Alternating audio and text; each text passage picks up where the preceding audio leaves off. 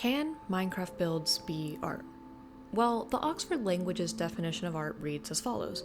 Art is the expression or application of human creative skill and imagination, typically in a visual form such as painting or sculpture, producing works to be appreciated primarily for their beauty or emotional power. I mean, that should end this discussion right here, right? I think we can all agree that Minecraft builds are a prime example of creative skill and imagination, and it's certainly sculptural in nature. But this conversation, as can be expected with most things, is a little more complicated than that. Hi, I'm Bomartzi, and for the past few years, I've been fascinated by the ever-expanding definition of fine art. It's a descriptor that has slowly grown to include so many types of creative expression, from the spoken word all the way to the prestigious works of Rembrandt. An even more long-term interest of mine, however, is Minecraft, more specifically building. As Minecraft has grown and evolved over the last 12 years, so too has its community of dedicated builders, steadfastly intent on getting as much possible out of the deceptively simple interface. I've seen a lot of discussion recently about taking Minecraft to a new level, how specific creators can really elevate their builds past a game mechanic and into an art form. I've also seen people fighting back, mostly in anonymous comment chains, sourcing their art history courses and technical definitions of fine arts and all sorts of other things. Here's my take. Minecraft builds are fine art, or at least they can be. Let me explain. Actually, let me preface. While I do consider myself to be educated on design principles, I am not an art history or archival expert. This is mostly just based on my interpretation of definitions, texts, and other sources, which I'll try to show in the corner as I speak. I am in no way claiming this to be 100% right, only what I believe in based on the text I've read. If there's something here you disagree with, feel free to try to convince me in the comments because I am open to changing my perspective. Okay, now on to the explanation. Like I said before, that Oxford Language's definition isn't enough to immediately label Minecraft builds as fine art. That's because there's a fundamental difference between the definition of art and fine art. To put it simply, fine art is a subset of art typically characterized by a greater level of technical skill and the intentions of the artist. It's most notably said to exclude commercial properties and is made for the sole benefit and satisfaction of the artist themselves, not the consumer. While these descriptors aren't inherently illustrative of good versus bad, the most common usages of these terms do indicate that they define the balance between what galleries might consider intellectual versus decoration. One aims to be experienced and the other is viewed on your hotel room wall. I generally try not to get caught up in meaningless terms like these. If you get too caught up in definitions, it begins to distract from what's actually important, the art. Furthermore, if you get too strict with the separation of the two, it becomes clear that some of the most famous pieces in history wouldn't be considesistine fine art. The Sistine Chapel ceiling, the Mona Lisa, all the Van Dyck and Rembrandt portraits, these are all commissioned pieces. It's important to remember that the distinction between art and fine art was really just created by people who wanted to assert their own aesthetic superiority. With that in mind, I think it's easy to see how video games are a controversial contender for the fine arts. To some, they aren't even considered the baseline definition of art. Here's a quote from an anonymous source that I found interesting. Video games are meant to be played with as a toy. A child does not ponder the meaning of the toy, nor does one connect with it emotionally. A child does not stop to appreciate the aesthetics of the toy. The child only plays with the toy. Such is the nature of video games. Personally, I don't think most of this is technically untrue, but there's a fundamental difference here that makes this metaphor a bit lacking. I am not a child, and nor are many of the other people who play video games. Adults can fully absorb the aesthetic and emotional impact of the content they consume. It's not as simple as a way to pass the time. Video games can offer an entire world of experiences. There's a reason some people are so heavily invested in these stories and these worlds. And besides, who decides whether something is a work of art? Is it the art world of experts and critics? Is it the artist? The viewer? I mean, many viewers may not understand what they're seeing and may not appreciate the skill involved in creating a particular artwork. If a child looks at Starry Night and doesn't like it, does the painting cease to have value? I hope this isn't a disputed idea when I say no, of course not. This is because the only thing that can really decide whether something is art or not is the individual. I've also seen articles debating on how video games can be classified as art, just that the profiting nature of it means that it can't be considered fine art.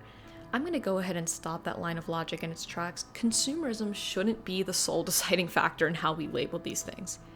Take, for example, Takashi Murakami, who dove headfirst into consumer culture, often partnering with commercial brands, and he even animated Billie Eilish's You Should See Me in a Crown music video. I mean, he has his critics, sure, but I don't think people would argue that he's not a fine artist. In fact, he's a pivotal contemporary artist personally responsible for founding the super flat art movement. Look, even then, I'd understand if you didn't agree. I mean, I don't think all video games should be considered fine art either. No one's arguing that we need to put Flappy Bird and Temple Run alongside the Mona Lisa, just that maybe we should develop a way to discuss video games that have elevated themselves to the title of fine art. I mean, that still doesn't sway you? Well, here's another bombshell. I don't think an opinion on the status of video games as art is even relevant to this particular conversation. I mean, sure, Minecraft is a video game, but the sandbox nature of it allows for so much self-expression. At this point, there are so many blocks and textures and shapes and techniques that the interface, when you get really into things, essentially becomes like a clanky and pixelated 3D modeling software. This isn't just a platformer or survival game, it's a real tool for visual experimentation. There's so much depth that can be added into builds, content that shows an immense mastery of design principles. And when you look at it like that, of course Minecraft builds can be considered art. There are countless fine artists who work in 3D modeling and digital landscapes, and this is no different. At its core, these creations are just experimental art inside of a trademarked platform. An artist who exemplifies this, Ushio Tokura, his work far surpasses what one would expect from Minecraft. His builds are amazingly composed with intricate and compelling narrative and stunning visual interest. I mean, there honestly isn't even that much to say other than, of course, this is sculpture. Of course it's fine art. The rendering of these compositions leave no room for doubt. I read something that sums it up well. Sarah Friend and other digital co-curators spoke about an exhibition space held digitally, saying the following: "As a game where near infinite creativity is the basis for all further gameplay, Minecraft privileges the player-creator as a universal architect with complete control over their surroundings." So, is that it?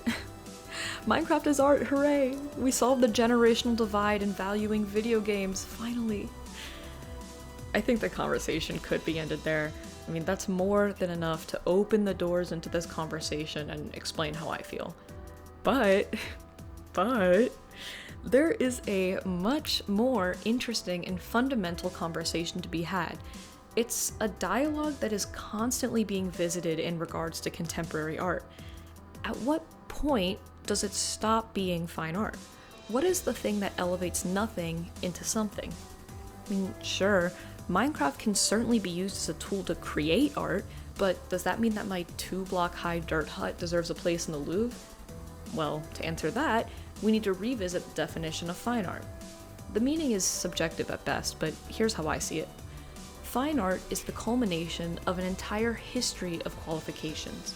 Does the piece tell a story? Is the artist classically trained? Does it depart from cliché? Is it made to be appreciated? These are all things to be considered. But for those who have never had the dubious pleasure of attending art school, it really all boils down to intent. Don't believe me? Let's take a quick look together at one of the most controversial modern paintings, Malavic's Black Square. That's it. It's just a black square. Even the cracks you see that are allowing for some visual interest weren't even there when the painting was first conceived. It's simply a black square. And I could go on and on about the historical implications of this painting and how it changed the way critics viewed art, but I mean, chances are no one wants to hear it. It's easy to look at something simple like this and say it holds no meaning, and perhaps visually, you'd be right. The real selling point in this painting is the intent. Malevich had a desire to abandon reality and to invent a new way of depicting shape and form. This alone is what separates a plain black canvas and the black square. Another incredibly famous and studied artist, Marcel Duchamp. His works, known as ready-mades, were quite literally found objects that were then put on pedestals in galleries. Most notably, he submitted Fountain, aka a urinal, as an art piece in 1917. He once again argued that it was the artist's intent that made these worthy as art pieces. So, what's the intent of these Minecraft builds?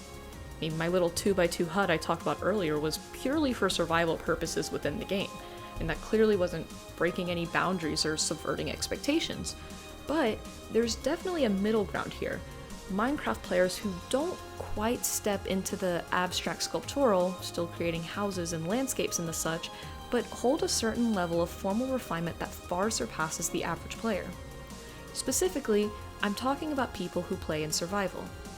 So for part 2 of this discussion, let's turn our eyes to what everyone who knows me probably expected me to mention already: Hermitcraft. I'll be the first to admit that I really enjoy those videos, and that definitely makes me biased, but I do think there are some of the best survival Minecraft builders on that server. People who clearly have an understanding of design techniques and utilize them in their builds. They're also well known enough that I'm comfortable talking about them without giving any backstory. I mean, maybe there's no advanced analysis to be had about the affective qualities or temporal presence or whatever other fine arts mumbo jumbo we discuss in school, but the principles of art can be seen clear as day. Balance, emphasis, movement, proportion, rhythm, unity, gradation, variety, they're all carefully considered in the creation of these builds. First, let's look at Pearlescent Moon. I think she already steps into the more abstract sculptural works like Ushio Tokura, especially in her creative builds. There's clearly a specific organic quality she's trying to capture, a concept that's quite often explored in fine arts. But, more importantly, that quality remains even when she moves into survival building. There's the same attention dedicated to shape and form. I mean, these alien landscapes, they're incredibly well thought out and detailed, as well as exceptionally beautiful aesthetically. There's such a clear sense of balance and rhythm. I feel like she's the easiest one to talk about. She handily elevates her Minecraft builds to art, even in survival.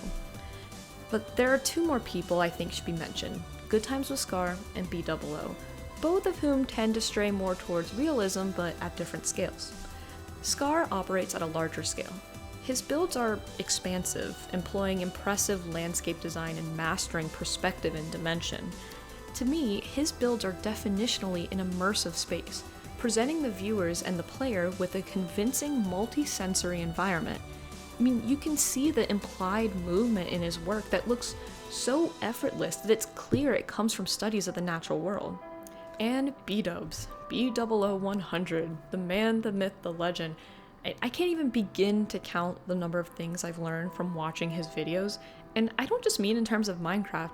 His discussions about detail and how it works to create a more cohesive visual narrative is something that's really helped me when it's come to my own background illustrations. I mean, there are so many building techniques that I've seen furthered and popularized by his builds, from his mastery of gradients to his new 2D design style that only implies depth rather than actually implementing it. So what is it that elevates these builders, and many, many others, to the status of producing art? Well, I think there are 3 things. One is the mastery of their chosen niches. They can employ so many visual techniques to guide the eye and to invoke specific ideas and concepts, even with their limited block palettes and mechanics. I mean, that's the goal for any artist in any medium. Second is their past in the arts. I mean, I don't think this is necessary to make good Minecraft builds, and I definitely don't think that doing the arts means you'll be good at building in Minecraft, but their experience with 2D design is abundantly clear to me. I don't know much about their personal lives because I'm not that level of weird, but I do know that Pearl went to a design school, Scar used to do landscape buildings, and B-Dubs has done some beautiful illustrations. I think being able to conceptualize a design is one of the core tools you would use to create a good build, and the ability to do that really only comes with practice. As for the final thing, we talked about intent, but as far as I can tell, these creators aren't really making with the intent of redefining art or Minecraft, nor are they trying to open an exhibition in a gallery. I'd argue that the value of intent here comes from the intentional departure from functionality. It's not necessarily that these creations don't house things that would help them in the game, just that there's clearly a level of design that indicates that these builds were made for sheer aesthetic value. They were made to be impressive, to idealize the digital world that they're in. I mean, I think there's even something to be said about the actual process of gathering materials. I mean, I know it sounds like I'm just talking out of my ass right now, like, is this chick really about to try to convince me that grinding for dirt is in any way, shape, or form significant? But this is actually something that's looked at in the fine arts community. Here's the best parallel I can come up with. You have two potters who make, well, let's say ceramic plates. One of them gets their clay from a craft store. The other digs their own from a local river, hand filters and sanitizes it, perfecting it until it's ready to be worked with. That process then becomes a part of the final piece. Well, at least when it comes to classical analysis. To me, grinding out thousands of blocks over days of work is, moderately comparable. Overall, I'm not trying to say that we need to start submitting our world downloads to galleries, just that sometimes it can be beneficial to take a closer look at something that is clearly visually striking and effective. Something I heard from Schnee, a media analysis YouTuber I really enjoy, struck a chord with me despite the fact that it had nothing to do with Minecraft. When you see something that a lot of people love, that's your clue to look for more depth there. I mean, that's generally how art is classified nowadays anyways, the affectivity of the piece having the final say in how renowned it is. I mean, so if we're all collectively entranced by Pearl or Scar or B-Dub's builds, doesn't that mean there's something more to them? Something worthy of discussion? I'll leave that final question up to you. I know my answer.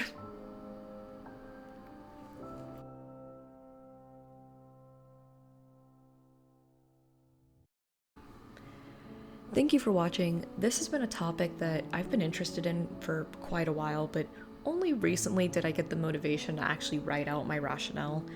I know my grasp on the fine arts might not be as strong as some of my academic peers, but I'd hope that I made enough sense to not be pursued with pitchforks. Anywho, if this spoke to you in any way, let me know.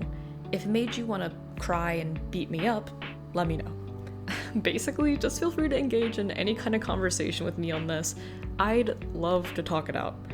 And I'll see you guys at some undefined point in the future where I'm gonna try to build something based on one of my own drawings.